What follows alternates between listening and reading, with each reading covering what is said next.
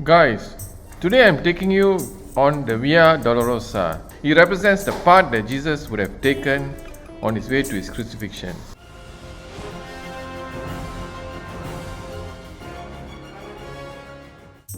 Via Dolorosa is a Latin term meaning sorrowful way or way of suffering. This 600-meter journey which Jesus Christ took for his crucifixion starts from the area of the former Antonio fortress, leading up right to the Church of Holy Sepulchre where he was crucified. Now if you look at the old city of Jerusalem, and this is the Temple Mount where the second temple was built by King Herod. King Herod built a fortress called Antonio Fortress at the northwest corner of the Temple Mount to protect his temple. Now it is said that the area of the former Antonio Fortress was the site of Pontius Pilate's Praetorium, where Jesus was tried for high treason. This was because a lot of excavations around this area has shown Roman flagstones and stone pavements dated back to the era of Jesus Christ.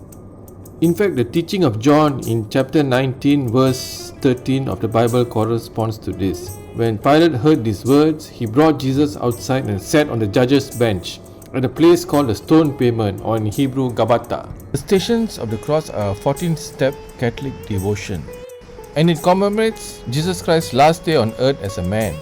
These 14 stations are commonly found in churches as a series of icons or prayers. These stations are normally prayed to during Lent and especially on Good Friday. So station 1, Jesus is condemned to death, starts at the Church of Condemnation. This is followed by station 2, Jesus receives the cross. The next two stations are close to each other. Station 3, Jesus falls the first time, and Station 4, Jesus meets his mother. The next two stations are Station 5, Simon of Cyrene helps Jesus carry the cross, and Station 6, Veronica wipes the face of Jesus. Station 7, Jesus falls the second time, and Station 8, Jesus meets the women of Jerusalem. Interestingly, Station 9, where Jesus falls the third time, is located at the roof of the Church of Holy Sepulchre. The last 5 stations are located at the Church of Holy Sepulchre. They are: number 10, Jesus is stripped of his garment; number 11, Jesus is nailed to the cross; number 12, Jesus dies on the cross; number 13, Jesus is taken down from the cross; and number 14, Jesus is laid in the tomb. Let us now explore the 14 stations of the cross, starting with Station 1. So guys, mounted on the wall of the church is a stone plaque depicting the scene of Jesus' trial and a circular plaque with a number 1 on it.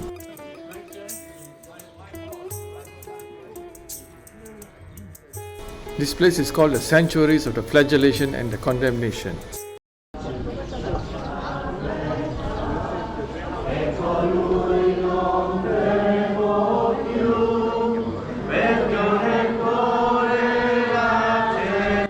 You can see that certain tour groups take the way of the cross seriously. They actually participate carrying the cross, going through all the stations.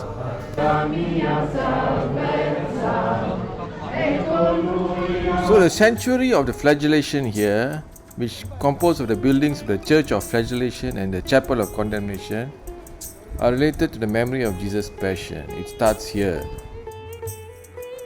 This Franciscan monastery was established in the year 1838. The Way of the Cross, or Via Crucis in Latin, is a religious path following the sites of Jesus' Passion. When we talk about passion here, it comes from the Latin word patio, meaning to suffer, to bear, or to endure. It's a short final period before the death of Jesus Christ. Every Friday starting at 3 p.m, the Franciscan monks lead the Way of the Cross starting from this Church of Flagellation and Chapel of Condemnation right up to the Church of the Holy Sepulchre. So this building, called the Chapel of Condemnation, was where Pontius Pilate decided that Jesus deserved to be crucified. It's now called the Chapel of Condemnation. Now let's look at the Church of Flagellation, which is also in the same area. This Church of Flagellation was originally built by the Crusaders in the 12th century and was then deserted for many centuries. In 1838, it was purchased by the Franciscans and was opened again for worship. due to the generous donations of Maximilian of Bavaria.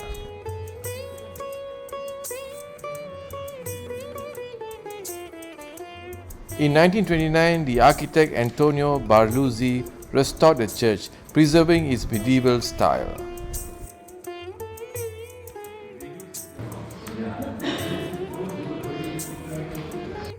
We are now exiting the chapel of condemnation and the church of the flagellation.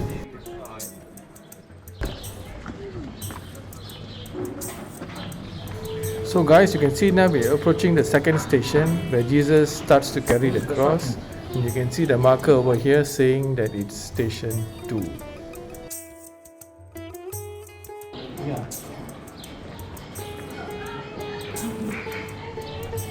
Number 2 there. So guys, as we head along the way of the cross from Lion's Gate walking towards the first station, the first and second stations are at the Church of Condemnation, the Chapel of Flagellation. Now as we walk towards the third station, we will pass an important landmark, the Convent of the Sisters of Zion. This is important because at the base of this convent, there are stone pavements which date back to the 1st century Common Era. Remember in Gospel of St. John, I mentioned that Pontius Pilate judged Jesus at the stone pavement, which is Litostrotos in Greek or Gabata in Hebrew. Well, the stone pavements can still be seen here, which proves that this was the praetorium where Pontius Pilate judged Jesus. So guys, you can see the sign showing us the direction of Litostrotos is located below the Sisters of Notre Dame de Sion convent.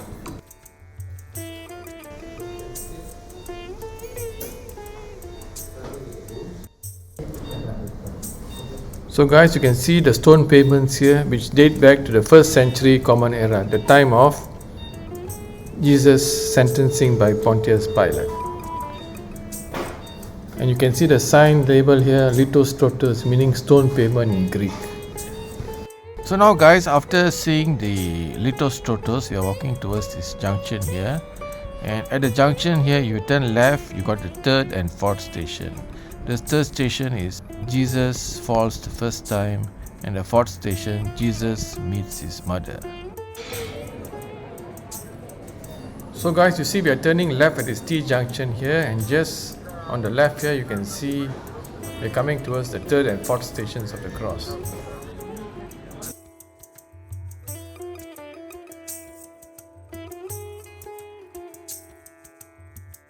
So guys, you can see the stone markers on the wall signifying station 3 and station 4. Station 3, Jesus falls the first time. This is the third station. I'm here. So this is where he fell for the first time. And in the same place, he met his mother here. So guys, this is station 4, Jesus meets his mother. A church has been built here, a church of Our Lady of Sorrows. This church holds the seat of the Armenian Catholic Patriarchate of Jerusalem. It holds the status of a cathedral, and the chapel here is dedicated to the Virgin Mary under the title Our Lady of Sorrows. It is a World Heritage Site of UNESCO since 1981. So a few meters away is the fifth station, where Simon of Cyrene helps Jesus carry the cross. Then we'll turn left and walk towards the sixth. We are now approaching the fifth station. It's where Simon of Cyrene was forced to help Jesus to carry the cross. The building here has been converted into a Catholic chapel belonging to the Franciscans. Items of interest here are the Via Dolorosa sign, a stone plug marking number 5, the fifth station, the stone plug of Simon helping Jesus to carry the cross, and the symbol of the Franciscan, the cross arms of St. Francis Assisi with Jesus under the Jerusalem cross.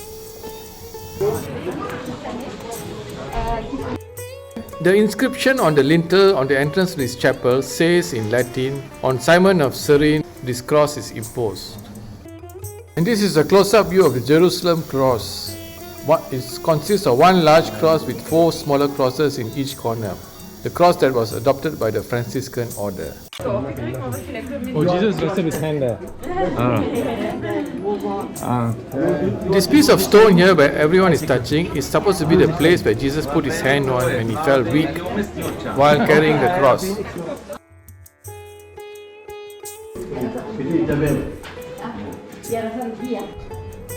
Now we head towards the sixth station. Veronica wipes the face of Jesus, and the Church of St. Veronica is here. Now a short distance away along the same walkway is station 6, where Veronica wipes the face of Jesus. You can see the inscription on the stone column, which is in Latin reading, "The sixth station where the pious Veronica wiped the face of Jesus with a veil." In 1883, the Greek Roman Catholics purchased these 12th century ruins at this location and built the Church of the Holy Face and St. Veronica here. Guys, you can see the familiar stone plaque with the number 6 symbolizing the 6th station and the stone plaque showing Veronica wiping the face of Jesus here. In 1953, the Italian architect Antonio Baluzzi restored the church.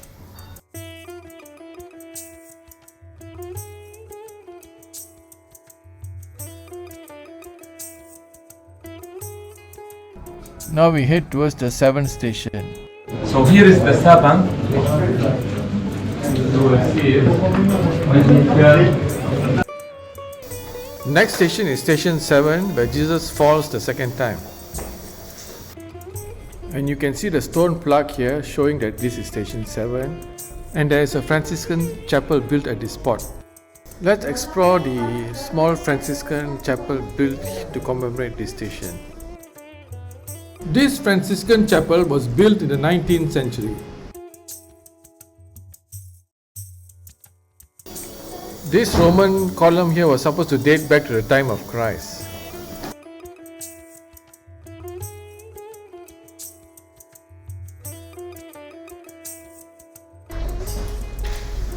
The seventh station lies at the intersection between the Khan Azite Street and the Via Dolorosa, as seen here.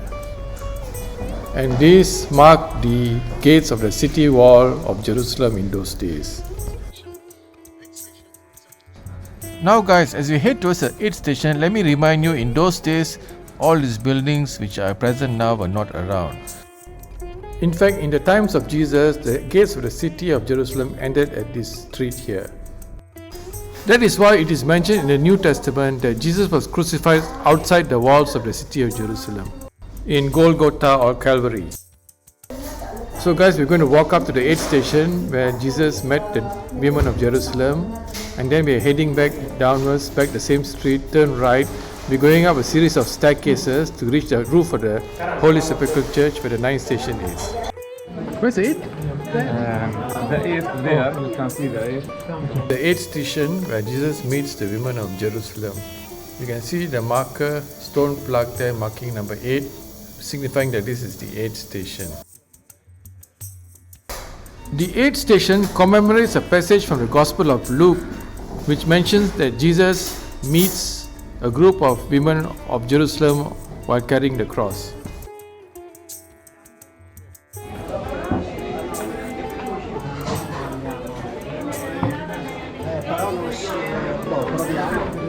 $10, $3, one juice, 10 shekels. So guys, after heading up to the 8th station and doubling back, we're heading down here, and we're going to take a staircase to go up to the roof of the Church of the Holy Sepulchre, because the 9th station where Jesus falls the third time is actually located adjacent to the roof of this church. $3, 10 shekels, $3, one cup. So guys, all of us in the group did not realize that while walking up the steps here, we are actually going up to the roof of the Church of the Holy Sepulchre.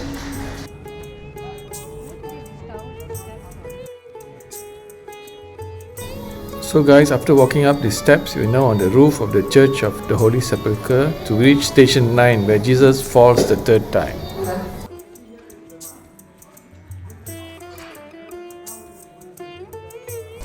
So you can see the familiar stone plaque showing that this is station 9. There's a wooden cross down here signifying that Jesus fell the third time here. So before we follow Jamil out into the roof of the Church of the Holy Sepulchre, let us explore the chapel and cistern of Queen Helena here.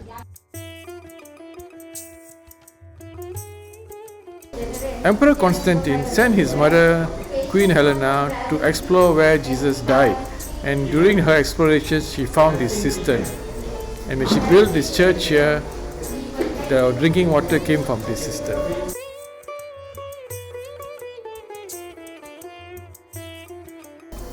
So guys, if you head downwards down these steps, you'll reach the cistern where water was kept and supplied to the Church of Holy Sepulchre here. So guys, now we are entering the roof of the Church of the Holy Sepulchre. This monastery located on the rooftop of the Holy Sepulchre Church is named De Es Sultan, literally Monastery of the Sultan. This holy site is being contested by various Christian denominations, but mainly by the Egyptian, Coptic and the Ethiopian Orthodox Church. According to the Egyptian Coptic Church, the Umayyad Khalid Abdul Malik granted them this place. The Ayyubid Caliph Cyrene also agreed to them holding this place. Later, under the rule of the Ottomans, Sultan Abdul Hamid allowed the Ethiopians to pray here. Since that time, the Ethiopians have always had a presence here. Things came to a head in the 1970s when the Israeli police assisted the Ethiopians to actually move in and stay here at this place. So these stone buildings here are where the Ethiopian monks currently reside, and this is the entrance to their Ethiopian monastery. So guys, we are now going to enter the small doorway through which the Ethiopian monastery lies. It's a narrow staircase going down into the Ethiopian monastery here.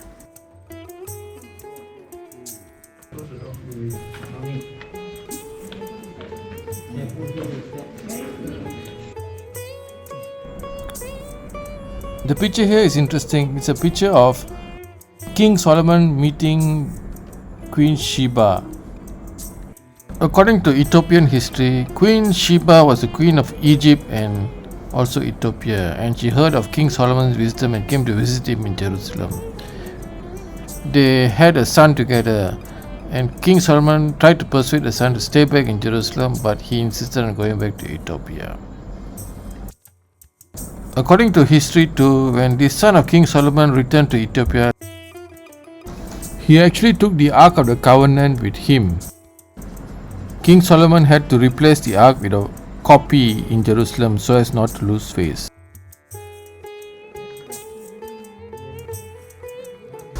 From the Ethiopian monastery, if you head down these narrow steps, you come to a small chapel. This chapel is called the Chapel of Saint Michael the Archangel. It is a small oblong building capable of seating about 70 people. And as we exit this chapel, we come out into the courtyard or the parvis of the Holy Sepulchre Church. So guys, at this courtyard here, you can enter the Holy Sepulchre Church. And this is a view of the courtyard when it's not busy during non-peak hours. Guys, I hope you enjoyed the first 9 stations of the Via Dolorosa with me. For the final 5 stations and the trip to the Holy Sepulchre Church, join me in the next video. Cheers!